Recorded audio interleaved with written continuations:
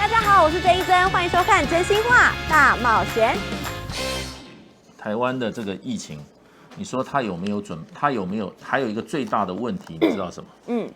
我们的死亡率是3.3%。我们的死亡率啊，是比全世界平均的死亡率还要高。我记得有一天有一个也是医界的专家，他帮我们看了一下那个整体的报告，我们的死亡率是比印度还要高哎，比印度还要高。各位，我就问说是什么死亡率是什么意思？我们可以看出什么？他说呢，台湾死亡率之所以这么高，就是因为很多人是到院前就死亡，我根本还来不及送医，我根本连治疗都没治疗我就死亡了。这代表什么？这代表我们根本没有筛出那一批人，或者是根本就是那群人不知道自己确诊，不知道自己病得这么严重，他还在家。现在就是黑数嘛，这就是你没有筛出来的，可是他已经有病了。对，有人算过，你知道，因为你如果台湾的死亡率，我们知道正常来讲，我们现在比如说是480人哈，那么死亡率你倒推回来的话，那你应该你的确诊人数现在比如说是22000好了哈，可是我们现在政府查出来的确诊人数只有1万多人，也就是说现在最少台湾的这个黑数确诊哦，已经是被感染的哦。可是他自己也不知道，也没有被查出来。那个黑数是1万多人，其实很可怕。这1万多人就是隐形传播链啊。其实有快筛就可以了嘛。对，在英国啊是，每个礼拜还是每个月，我有点忘记了。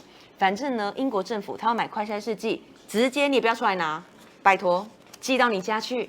好，可能一次给你可以筛2次的量，你就自己在家里筛吧。你筛了之后，如果说你知道你确诊，你就会心里有准备嘛。比如说我可能就经常量我的血氧嘛，好，我就要开始跟我的家人隔离嘛，对不对？因为大家都 stay at home 关系，因为你就算无症状，你去医院，他也是叫你回家，因为也无药可医，除非说你缺氧，我现在赶快给你氧气。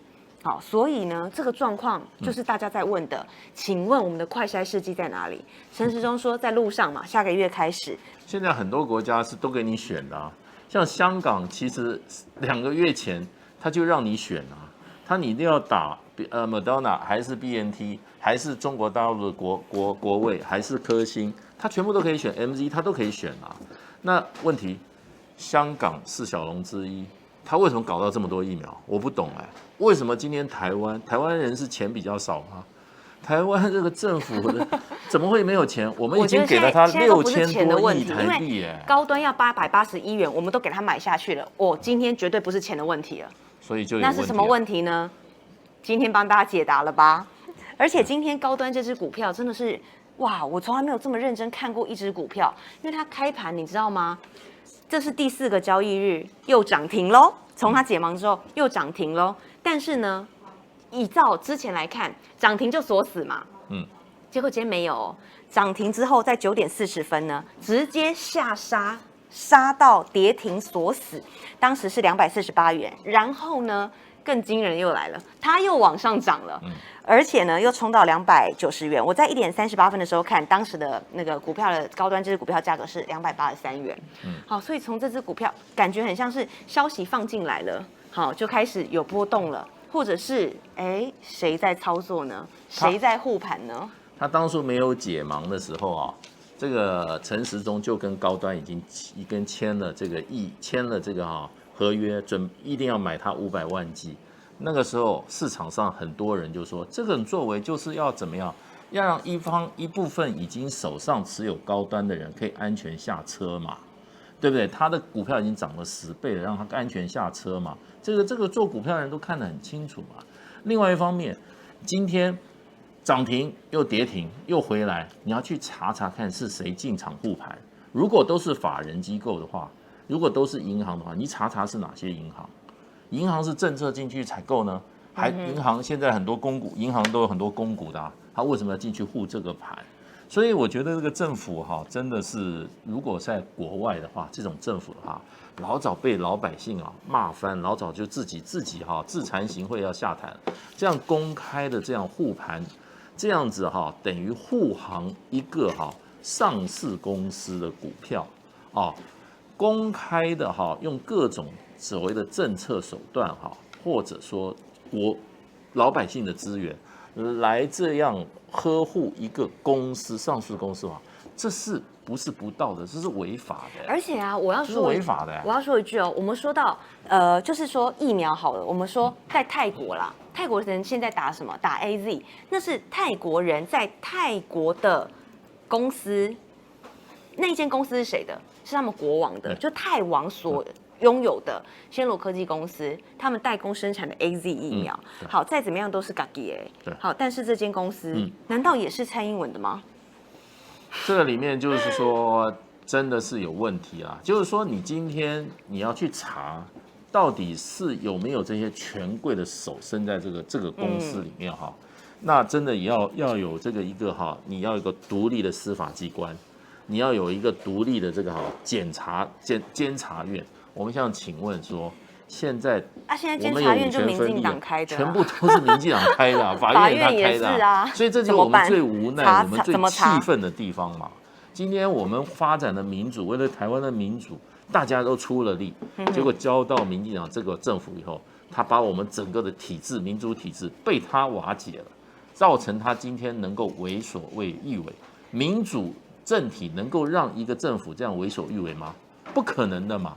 那他为什么能为所欲为？就是我们的民主已经被民进党、被蔡英文这群人彻底摧毁了、瓦解了、失去功能了。所以人家在讲说，今天台湾有民主，政治是民主的啊。再怎么讲，我们从这次的现实来看讲，都不是事实。台湾现在是彻头彻底的什么专制独裁。很多专家告诉我们哦，除了买疫苗之外，有一条路我们势必要走。当然，除了国产之外，但国产慢嘛，谁不想国产啊？如果国产我还可以卖给别人，对不对？但是现在呢，别人已经做好的研发的疫苗，我技术转移给你，找你代工，行不行？你接不接这个单？Novavax 刚才说了嘛，美国的3期还没有开始哦，但人家做完3期了，马上 FDA 了。日本的武田制药。武田制药你我都很熟，好，每次去日本药妆店，你要买什么维他命，哈，很多药点药水什么的，贴这边擦那边的。武田制药大公司，它现在呢，他们已经透露说，获得了 Novavax 的疫苗制造技术转移以及使用许可，预计1年可以生产2.5亿剂的产量。日本这一单。他那么多生技公司哦，这一间武田制药这一单就2.5亿剂了。所以呢 ，AZ 我们为什么不接呢？就是为了要把这个市场让给高端呢、我就说，就是说他已经有他的规划了嘛。就是台湾人的手背要把这个手臂好交给谁去打谁的疫苗，蔡英文跟陈时中老早就已经决定了。等一下，大使，那我想问一个问题，老早就决定好，即使今天我们这个疫情大爆发。他还是不让你台湾人的手背打其他的疫苗，就是要打高端嘛。而且哦，我告诉你，就算签约了，也不代表那就是人家那疫苗厂真的要在你这边，要在那边设。还记得吗？之前文在寅不是去了一趟美国吗？哦，传出了一个好消息哈，说呢，莫德纳就委托3星要来产这个疫苗了。不好意思，我告诉你哦，莫德纳公司他们还在评估呢。这个生产疫苗可不是说，哎，好，交给你代工做就好，人命关天的事情。所以呢，我们当初啊，连答应都不答应，连评估都还没评估。我们就拒绝了。哇塞，越南抢破头，南韩抢破头，泰国抢破头，日本抢破头的代工，世界趋势看好了世界，我们台湾 reject， 我们这个拒绝对我们来说很伤哎。现在大家就牺牲，大家就付出代价了。像你能说我7月打得到疫苗吗？8月打得到吗？我觉得不可能。今天陈时中在立法院，人家说你不是买了疫苗，你说6月有送货，7月要送货，你能告诉我们到底会来多少支？到底是进来什么疫苗？陈时中说我没有办法控制，我不知道。他负责买疫苗，买到今天，这个月会进什么货？进多少？这都不知道，什么都不知道。这有点像说。报告各位国人，我是指挥官，但是呢，采购疫苗我负责，接下来到货多少，什么时候到，我没有办法告诉你。对他自己不知道，这跟有报告，这跟有指挥官跟没指挥官是一样的。他今天明着讲说我们在啊，我们不在让下面洗准备来啊，就是这个意思嘛。你知道，那我们给他这个权利，他到底有没有在做事啊？而且啊，我们现在你看看国外哦，越南你知道140万人，他们至少打过1剂哦。越南人口那么多，他们定了1.7亿剂哦，现在开始狂打。南韩呢，1183万人打完第1剂，他们人口呢将近1/4%，23%已经打疫苗了。请问我们台湾呢？太可怕了！我跟你讲，台湾这一次真的是全世界都大概在看最后5名，为什么？我们可以从第1名到变成最后5名。我们现在平均施打率不到5%。你知道现在全世界平均施打率已经超过30%了，也就是这个世界上的人口100个，平均有30个都要打疫苗。台湾有什么时候沦落到世界的最后5名呢？疫苗孤儿了。对，而且你美国人讲的75万剂，现在还不知道在哪里。你今天问陈时中，你说美国人75万剂是 Moderna 还是 BNT 还是 AZ？ 不知道，不敢讲。什么时候会来？是不敢讲还是真不知道？真不知道，那就更糟了。不过知道我不讲，我有理由嘛，我怕谁不高兴。真不知道，那就是什么资讯都没掌握。不过他欠台湾人最多的欠什么？知道？他给我们挡掉3亿剂 AZ， 挡掉3000万剂的 BNT， 林权的3000万剂被他挡掉。如果这些都有的话，哇，我跟你说，我们现在应该群体免疫了。因为他是怎么计划？他是照他的计划，就是说照着台湾人都要等高端的疫苗出来以后，我们台湾人就去打高端国产疫苗。可能想说反正很快，在半年马上就解盲了，就有得打，所以前面都先拒掉。他应该怪谁呢？他应该怪范云跟郑文灿把他的局破了，搞个3+11啊，然后呢，把那个范云把那个3+11，然后。这个郑文灿的桃园县政府把我们的那个旅馆防疫搞成那么差，所以这个大破口，他应该去找这2个人算账。而且那今天的话，还要我们今天疫情都爆发了，还要我们台湾人等，我们的手臂还要留给高端。我跟你说，等不了了，等到什么时候？等不了了，各位。我们说现在越南，人家越南动作也很快，越南已经官宣了，官方宣布说他们取得代工 mRNA 疫苗，虽然说他还没有透露说是哪一支疫苗，所以看来越南也动起来。越南砸了很多钱，他们要买1亿多剂疫苗，他一边砸钱一边要接代工，跟我们完全相反对，我们现在我就说。越南它最重要，它是人命放第一啊，不是发展疫苗，国产疫苗放第一啊。越南现在也是一个小的这个世界工厂，它这个工厂不能够有这种疫情感染，越南这几年的这些经济的努力也都毁于一旦嘛。就跟我们台湾一样啊，如果我们今天新竹科学工业园区我们的生产线被攻破以后。台湾的晶片不是说出不去是根本没有办法生产哇，根本没办法制造。所以为什么那问题这么危险？我们现在我们的政府还要我们做一件事，就是大家一起来干嘛？